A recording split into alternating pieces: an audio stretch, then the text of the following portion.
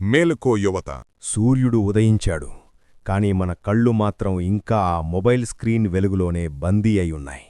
మన తాతలు తండ్రులు 20 ఏళ్ల వయసులో దేశాన్ని కుటుంబాన్ని నడిపించేవారు. కాని మనం 20 ఏళ్ల వయసులో ఒక్క బెడ్షీట్ కూడా మడత పెట్టలేనంత బద్ధకంలో మునిగిపోయాం. వ్యసనం అంటే కేవలం మందు సిగరెట్టు మాత్రమే కాదు, ప్రతి 10 సెకండ్లకి ఒక కొత్త వీడియో చూడాలనే తాపత్రయం కూడా ఒక వ్యసనమే. మన మెదడుకి కష్టం తెలియడం లేదు, అందుకే డోపమైననే కెమికల్కి మనం బానిసలమయ్యాం. చేతిలో ప్రపంచముంది, కానీ కాళ్లకి నడిచే ఓపిక లేదు.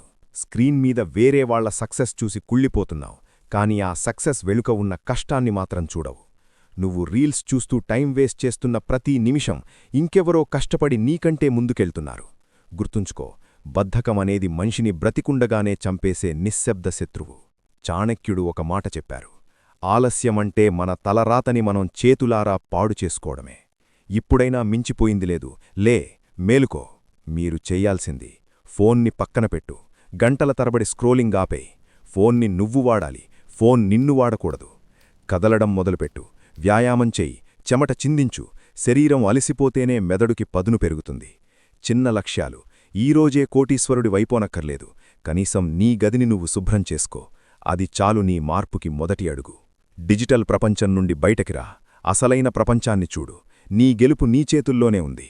వ్యసనాన్ని వదులు, నీ జీవితాన్ని గెలుచుకో.